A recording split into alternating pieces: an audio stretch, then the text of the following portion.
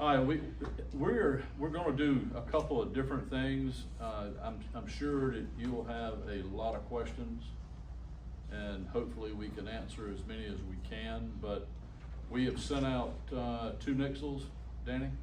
3 actually. 3. And just to kind of give a short brief, at 8:21 p.m. Last night, we had multiple calls that came into our communication center of shots fired at the public beach, near the public beach access, near the volleyball court. Well, of course, as I think everyone probably experienced last night, we had multiple firework displays everywhere.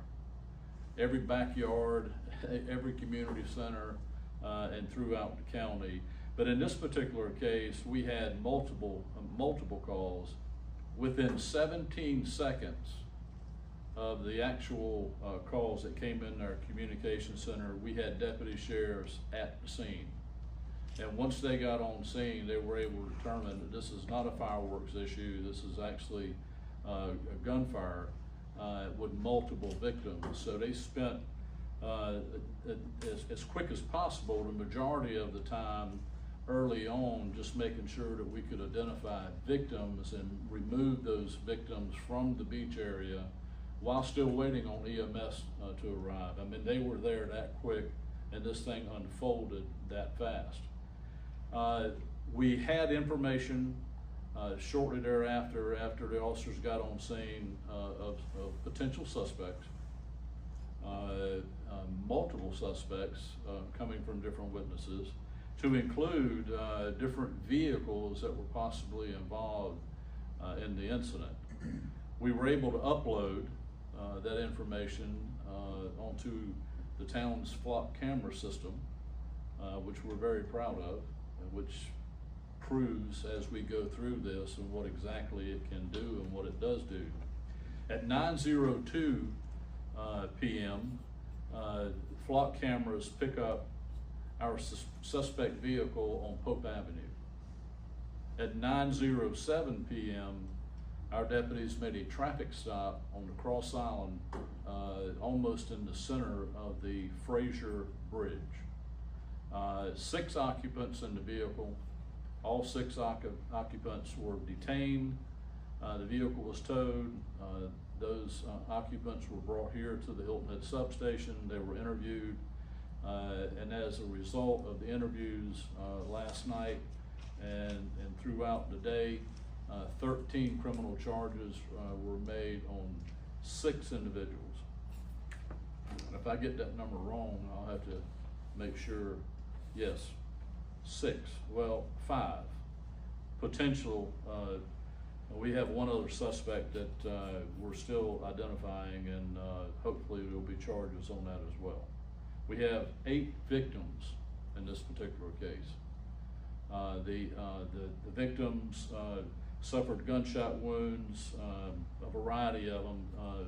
One to a calf. You had 2 shots to one victim, right arm, right hip.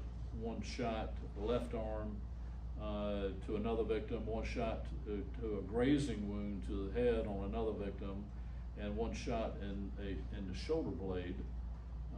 3 shots on 1 victim, 2 to the stomach, 1 left thigh, and 1 shot for 1 victim to the neck, and then 1 shot, 1 victim to the bottom of the right heel.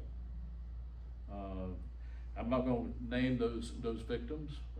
Quite honestly, I'm not in a position right now. Maybe in a little while we'll name the suspects if that information hadn't already been put out. Danny has it? 4 suspects. Okay. So, and then we'll answer whatever questions that we can answer on that we're comfortable in doing.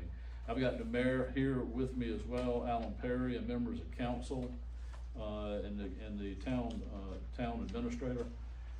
So if there's a question that you have that is not for me, just feel free to, and we'll get them to come up where the microphones are. That way you can hear what you're doing. So, having said that, knowing that there's more information to be released based on your questions, I'll open it up for whatever questions you have. Talk to me about the use of that camera. You have the portable camera down there on Coligny. You talked about the flock cameras. How much of a difference, or what are you getting off of that camera that could make a big difference in this investigation? Well, I know there were unfortunately there were a couple of articles last week in local papers demonizing the camera that we have, Verkada camera that we have at the public beach access. That camera is there for a reason. And we deploy it based on need. It's a mobile camera. It also has AI capabilities, so it's a very sophisticated camera, and we have it, and we use it in different locations on the island. The main reason that we purchased that camera a couple of years ago was because of the RBC Heritage. It was something that we needed during COVID or shortly thereafter COVID, and it was something that we found a huge benefit in. We have that camera situated where it's at because this time of year, and I think everyone that's been on Hilton Head on a weekend knows how busy the Coligny area is. That's kind of the heartbeat of the south end of Hilton Head that's not in a gated community. So that community down there of Coligny, Coligny Plaza, the Coligny Beach, the Tiki Hut, and all that area, you know, there's hundreds and hundreds of people that are in that area any given day. And last night and yesterday afternoon, it was extremely busy in that entire area. I can tell you that the video that we got from that camera is absolutely outstanding. And we have the entire incident on video. And the quality of the video is remarkable. And of course, we'll be using that video as we progress through the investigation with AI capability to identify you know, everyone that we need to based on the investigation. It is critical and crucial that we continue to invest our energy and our money into things that work. Technology is just one of those things. The technology that drives a lot of these different cameras is really remarkable in a lot of ways. But you know, the great things about cameras is they work 24 hours a day, 7 days a week. They never ask for a day off, and they never call in sick. But we augment our force with this type of technology. Now, having said that, yesterday evening into the night, we had a lot of deputies on Hilton Head. We had a lot of deputies on Hilton Head. We had DNR officers that were working the different fireworks. I think they were mainly concentrating on Shelter Cove. We had highway patrolmen that were here, and a litany of security. So you know, if you were to count them all up, the number would be staggering. And again, the reason why we had a 17-second response time is because we had so many officers working the south end because of the volume of people that we have on Hilton Head during this time of year. And that being the 4th of July weekend, the 250th birthday of the United States. So all of those things working together is what made this incident as timely as it is. At the same time, the reality is where we are now, we're talking about 8 victims, we're talking about multiple suspects that were apprehended in a matter of minutes because of technology and the hard work that these men and women do every day. And they did. I was here last night. I was on the island. I got the call shortly after the incident, and I came to Hilton Head. I got to the Cross Island Fraser Bridge about a minute after we did the traffic stop. And then went to the crime scene and looked at everything last night. It's just, they did a phenomenal job. And that's the reason we're here today. It's unfortunate, very unfortunate that we had this incident last night. It's very unfortunate that we had 8 victims that ended up with a gunshot wound on a public beach on Hilton Head. But these things can happen anywhere, anytime. What we are able to see, and the investigation continues, is that there were 2 groups, men and women, various ages, and you could tell watching the video that there was you know, maybe some tension between them. And then that led into an obvious issue between two different, two individuals that were part of each group, and then a fist fight initiated the gun battle. It was soon after the punch was thrown is when gunfire erupted. So that's what we're releasing right now as to what created the opportunity and the issues that led into the firing of the weapons. Next question. Go ahead, Tony. Sheriff, if we look back in November on St. Helena, modified weapons modified fire automatically were a big issue then. Was that an issue here as well, or? We recovered 4 weapons so far. We had a couple of weapons were recovered from the mud and muck and marsh on the Fraser Bridge, because when the traffic stop was underway, we could tell, and the officers could tell, that there were things being thrown from the window of the car. So we were able to recover 2 firearms out of the marsh. We recovered 1 firearm out of the car, and then we also recovered a firearm on the beach, in which we can see on video who had possession of that firearm and exactly where the firearm was dropped. That firearm that we found on the beach was converted to fully automatic. Yes, ma'am. I have a question for you. Did investigators conduct any kind of water search today for evidence related to this? We did. Our dive team was out there again today. Yes, sir. Yes, you mentioned earlier, well, BCSO mentioned they had 7 victims. You mentioned 8. Can you clarify that number? And also, can you let us know, are there gunshot victims? Well, we have 8 victims. Some received medical attention here locally, and there were a couple that did not. They didn't want any medical attention. They had graze wounds, and they said they'd deal with it themselves. But a total of 8. You talk about 2 groups involved in this, yet the 6 people that were pulled over, of the 5 now that you have arrested, were they all in that car, and were there other people with guns, or only the people from that specific group had the guns? Yeah, it's a good question, and we'll answer those questions as we progress. Does that mean there would be people from the other group who could be soon arrested in this case? Very good deduction. Proud of you.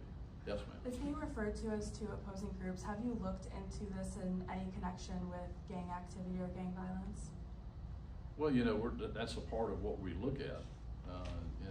If it's gang related, if we determine that it is, then we have avenues to deal with that as well. But that's always something that we consider, especially when you have, you know, large groups with a competing interest of some sort.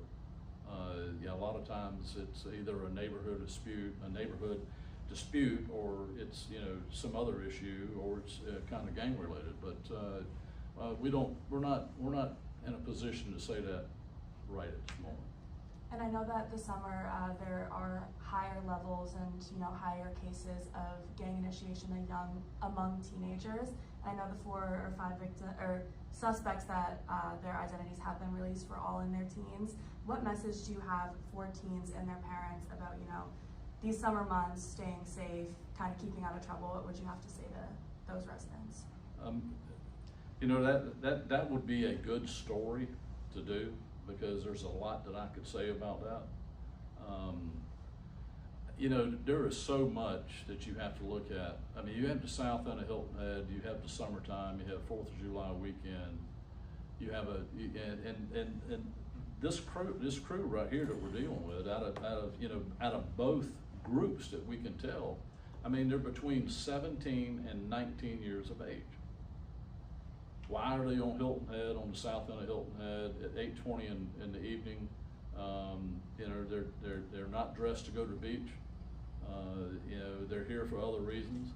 But you also have to look at what's on the beach and what's in the Coligny Plaza area and the Coligny area during that time of evening. And we have found that over months and quite frankly over the past couple of years, that 8:30 is the magic hour.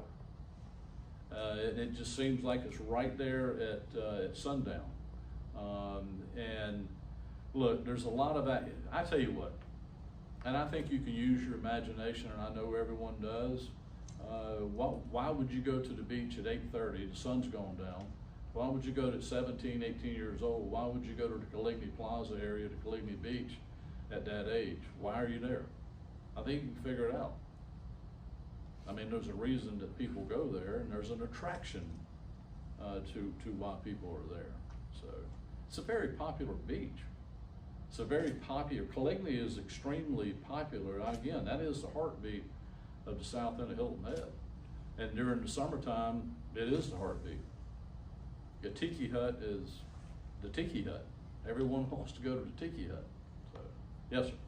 Yes, you mentioned 13 criminal charges. Is that like individual and total? And can you break it down a little bit more? Did we release all that, Danny? Yes, sir. Okay. So this is 2 mass shootings in the space of less. This is not a mass shooting. You're not calling this a mass shooting? This is not a mass shooting. Okay. So 2 multiple person shootings in the space of 8 months to 10 months, as Tony was talking about the one on St. Helena. You stated outright that you believe Beaufort County is safe, but there is going to be a lot of headlines connected to this, and they are going to tie both of them saying these are 2 multiple person shootings in a short period of time. What would you tell the people out there who are going to look at this and go, they're not safe? Because I'm seeing it online everywhere about people saying a lot right now. You know, that comment came out of the Willie's Bar and Grill press conference, but there was more to that comment, and I know everyone's jumped on that. You know, that comment as being, oh, Beaufort County is not safe. But if you go back and look at the context of the comment, is we had someone afoot that was responsible for shooting multiple people. And the question, of course, is Beaufort County safe? Well, what we were relating that to is, yes, Beaufort County is safe, absolutely it's safe. But a nightclub with alcohol sales, alcohol consumption, the estimate of 500, 600, 700 people in and around this nightclub at 1, 2 o'clock in the morning, no, it's not safe. And you can't make that environment safe. One of the things that we're working with the town of Hilton Head, and not to, we can go back to Willie's Bar and Grill if you've got a question about that, but one of the things we're doing with Hilton Head, we made a recommendation, and we gave the town a proposal. We've got to change the landscape of Coligny. And when I say that, the landscaping at Coligny is, we've got to look at it and go in and cut the underbrush out. You've got to get rid of these little pockets of areas where these groups of young people find safety and security in a dark, little area where the general public can't see them. We need to remove that environment. So we need to cut the underbrush out. We need to lift the tree canopy and put lighting down there that is, what we recommend the lighting to be in those areas. And in every inch of the Coligny Beach, the Coligny Plaza, and that area needs to have cameras.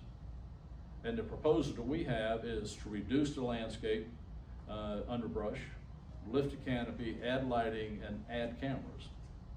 And it's not a big brother issue. And I know that some people look at cameras as like, oh, it's a violation of my constitutional rights and all this. Look, we only keep that footage for a very short period of time. And honestly, you will see, eventually you will see the video from last night, and you will believe and understand why cameras are extremely important.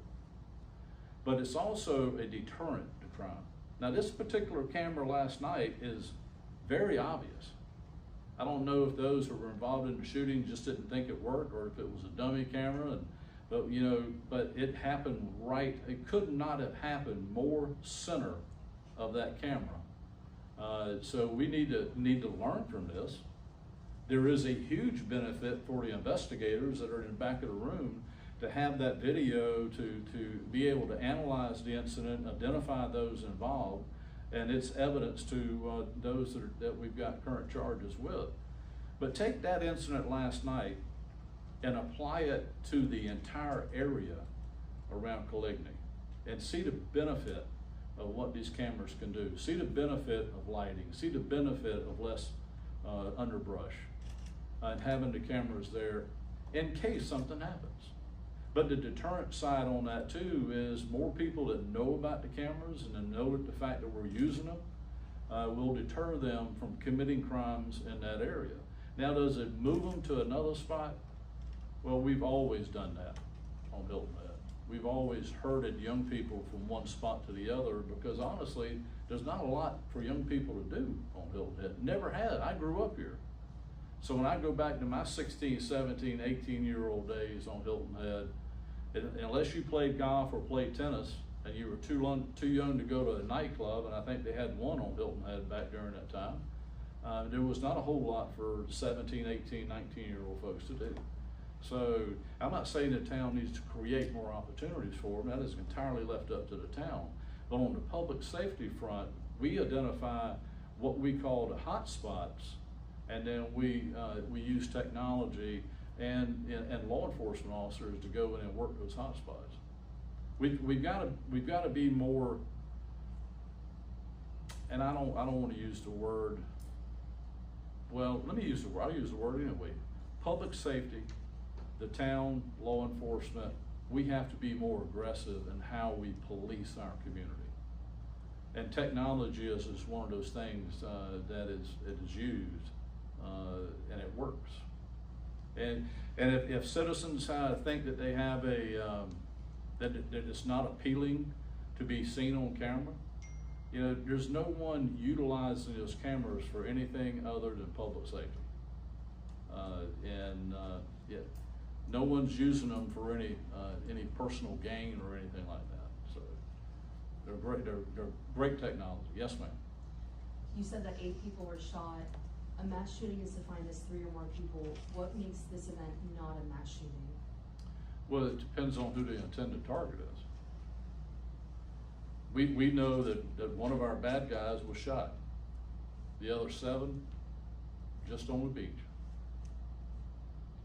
So. And those 8 people injured, do you have, were they all adults, were some children? No, they were all adults. Thank you. So is it fair to say that everyone who was shot was somehow involved in this? No, that's No. not fair. Okay.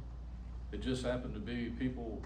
You had people who were on the beach enjoying a great evening. 8:20 last night, as hot as it was yesterday, 4th of July weekend, ocean breeze. It was actually very pleasant down there, but they were just down there enjoying themselves. When we talked to the town about the extra cameras and talked to you guys about the camera that you put down there that's so vital, they talked about incidents that had happened before in the last couple of weeks as a reason for those cameras needed from the town.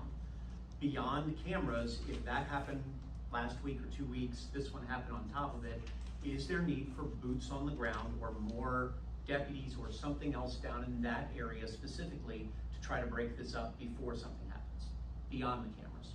I mean, I find it comical that you've taken on the boots on the ground concept as a form of policing, but trust me, we have a lot of officers that are down there, and there were a lot of law enforcement down there last night. But that camera saw what those law enforcement officers did not see. Again, the level of importance.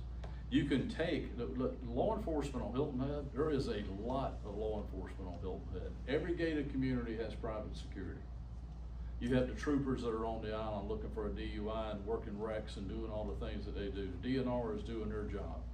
You know, the sheriff's office, we're magnified on Hilton Head like we are throughout the county, and not just uniform officers, but there are law enforcement officers that you don't know are law enforcement officers because of what their discipline is at that particular time. So again, 17-second response time. and the camera saw things that law enforcement would not have seen. But we have that footage, and we're using it, and we'll do exactly what we do. You know, we do not, that's one thing about law enforcement, we do not, and never have, in my 46 years of doing this job, I've always wished I had the crystal ball on my desk to be able to tell me what's gonna happen next. But you know what, we do have crystal balls, and that is in technology. So the better we are at utilizing technology, and the more sophisticated we get, then we'll do a better job in the long run. But these guys and gals did a tremendous job last night. I mean, the teamwork that they did. I was on the radio listening to them last night, and it was amazing. They did a fantastic job. And this is not just communication with sheriff's deputies. I mean, we were having communication not only with the deputies, but the DNR officers, the highway patrolmen, and security, to include fire and EMS. All of this is being done in minutes. So that's your boots on the ground. Yes, ma'am. We went to the beach today, we spoke with witnesses, we saw firsthand clothing on the floor, we heard from witnesses, kids running into the dunes. What message do you have for families, both locally and people who travel here, now coming to the beach with seeing these reports that there was an altercation on the beach? I think everyone that comes to Hilton Head on vacation is from somewhere other than Hilton Head. And I'm sure that they are exposed to crime in their communities as well. And I'm sure that they understand that these kind of things that happened last night, you can't predict them. Again, it's that crystal ball. We don't have the crystal ball. So I tell people that are coming to vacation or coming to Beaufort County and decide to vacation on Hilton Head, come and enjoy yourself. Bring your family and enjoy your vacation. This is not normal on Hilton Head. And quite frankly, this is not normal in Beaufort County. But these things do happen. I go back again, if someone could help me have more knowledge about what a 17-year-old thinks in today's time with social media, then you're gonna help us out a lot. I'll bring you aboard and we'll help you analyze everything that we do. Let me tell you, it is, our young people are more gun happy today than I have ever seen in my entire career in law enforcement. You know, if people had and this was a fist fight. This actually started out as a fist fight that turned into a gun battle. But you know, years ago, and I know I got Chuck Dowd back here in NYPD as well. I mean, years ago when there was a fist fight or you know, disagreement, there was a fist fight, then you buy each other a beer and you go about your way and lick your wounds and move on. Well, it doesn't happen that way. Today it's reputation. Today it's Facebook. Today is social media. Today is Snapchat. Today is X. Today is all those things. And I'm gonna tell you, people live on these apps. And these apps run their life. Our 17, 18-year-olds that we have today are more savvy with social media than they are with anything else. And I don't know the driving force behind it, but a lot of it is the fact that the technology is offering that opportunity. And they're taking that opportunity because they don't have anything else to latch on to, and the opportunity with social media is something that they gravitate towards, and they have a relationship with. So you know, this is going to, it'll stay like it is, especially with our younger generation, until we figure out how to be more engaging with our younger generation. So it's a challenge. Yes, sir. To carry on what Andrew said about boots on the ground. So with that being said, during big holidays, 4th of July, New Year's Eve, are you gonna have more presence in the area? Well, we always do. Okay. We always do. This may be a question for the mayor over here.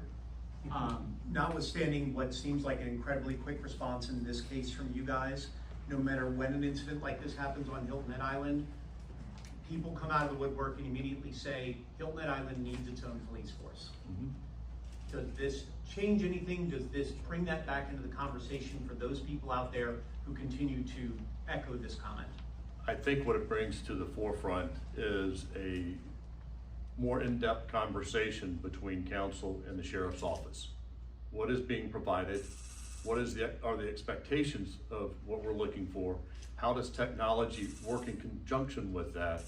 And along those lines, we will be holding a special council meeting to address some of these issues. And yes, we're gonna have conversations about it, but that's where council is gonna come in and do this with the community and get feedback. And is it time for us to have our own police force? I don't know. Well, let me rephrase that. We do have a police force. It's Beaufort County Sheriff's Office. That's our police force. And we've got to have a great working reputation. We have to be able to understand where each one is coming from, what our needs are, what their abilities are. And once we have those conversations, we can really figure it out. You know, I've been sick to my stomach since last night. As you said, you grew up here, I grew up here, this is my home. Thank God nobody was killed. That's the fortunate thing. The unfortunate thing is that it happened in our backyard with thousands of people that we care about. So if you don't think that this council is going to get together and figure it out, you're mistaken, because we are. I can't imagine my kids being down there. I know some other kids were down there that I know. And that's what our future is. Everything that we talk about is about the kids in this community and creating a great home for them. And when these thugs come in from out of town, we need to push them right back out. How? We're gonna figure that out. But it's gonna be taken very seriously from council's standpoint. And we'll announce the date on that special meeting after tomorrow. Anything else? I know that this happened during a holiday, during, you know, a height of tourism season here on the island. How do you think this will impact that moving forward? Do you think people will feel safe coming back to spend their holidays here? Absolutely, because we've got a history of safety. And it's a one-off, as the sheriff said. You know, so we can't rest our laurels on one bad incident, because that's not who we are as a community. That does not define Hilton Head Island.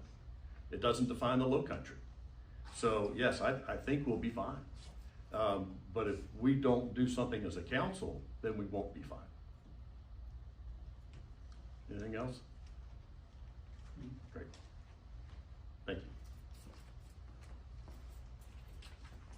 One of the last things, and I'm gonna say this, and I'm gonna tell you early on, I'm not casting stones when I say this, but it's got to be said. Law enforcement always get the question, what's the crime rate, Sheriff, in Beaufort County, South Carolina? I have no clue. We can analyze the rate of crime, and we can analyze that based on population. We can look at bed population of 200,000, and that's normally what the rate of crime is per 10,000. Or we can look at the 250 to 270,000 people that we police in Beaufort County any given day, especially during the summertime. But we analyze the rate of crime on bed population. If we analyze the rate of crime on service population, 250, 260, then the crime rate would even be lower. But you know what crime rate is? Anyone? Crime rate is opportunity. So you remove the opportunity and then you reduce criminal activity. And then when you do a rate of crime, your numbers fall. But how do we do that? How do we erase the opportunity? Law enforcement, give you an example. Law enforcement last night, within minutes, on scene, moving victims to a checkpoint where they can get care. Law enforcement is uploading information into the flock system. Law enforcement is making a traffic stop. Law enforcement is holding 6 people, detained them, we brought them to this office, interviewed them, and we criminally charged, thus far, 13 criminal charges on these people. What happens next? It's called the judicial process. So don't point your finger at law enforcement and talk about crime rate. Let's find out what creates the opportunity. And creating an opportunity is they go to jail, they get out on bond, and then they go to court. I don't know if they go or when they go. It could be a year, 2, 3 years, or they may not go at all. That's the opportunity that we're giving back to these folks to be repeat offenders. And look, I want to say we've got, Daniel, you'll know, we've got 30, 35 switch cases. We have got that many cases pending right now in Beaufort County, and this is dated back for a couple of years now, of fully automatic handguns. Arrests made, some still in jail, most of them out on bond. We've had them out on bond and we put them back in jail for having a fully automatic handgun. We've got our FBI friends in the U.S. Attorney's offices are looking at some of these cases. You've got the solicitor's office looking at some of these cases, but at some point we got to stop looking and start moving these cases to the court system. You want to create a deterrent for a 17-year-old? Well, if a 17-year-old, 18-year-old, or any age person doesn't care about spending their life in prison, then there's no deterrent. But if you can get these young men and women that are involved in things like this at an earlier age, and if they have some thoughts about the future, and jail's not one of them, using the deterrent factor of holding other people accountable, and there actually be consequence to that accountability, then you would encourage maybe a 17 or 18-year-old or a 19-year-old not to commit a crime because they just had a friend or a relative go to prison. But we've got to move these cases to the court system, and there has to be accountability. So we can change the rate of crime, but we've got to remove the opportunity. Yes, ma'am. What resources are there in the county to deter those teenagers from committing crimes? It's called jail. That's the resource that we use at the sheriff's office. But look, we've got the school resource officers program. We've got a litany of different programs. But it's kind of like an alcoholic. You take someone that's an alcoholic. When they decide that they're an alcoholic and they're going to go get help, then they go get help. You take someone that is uniformly committing crimes because they either they have no fear of law enforcement, or they don't care, they're going to continue to commit crime. So the only thing that we can do is remove them from society. They're creating victims, and put them in a situation like a jail cell, a controlled environment, until the state can come up with some plan how to do it. Look, jail reform, you can have that conversation all day long. I don't know enough about jail reform to even have that conversation, but I don't know what they do at the Beaufort County Jail. I mean, a lot of people think that sheriffs in South Carolina or sheriffs in general run jails. I don't run a jail. I have never ran a jail and don't plan to. I don't know what kind of reform they have in the Beaufort County Jail. I don't know. And I don't know how the prison system works in South Carolina, whether it's beneficial or not.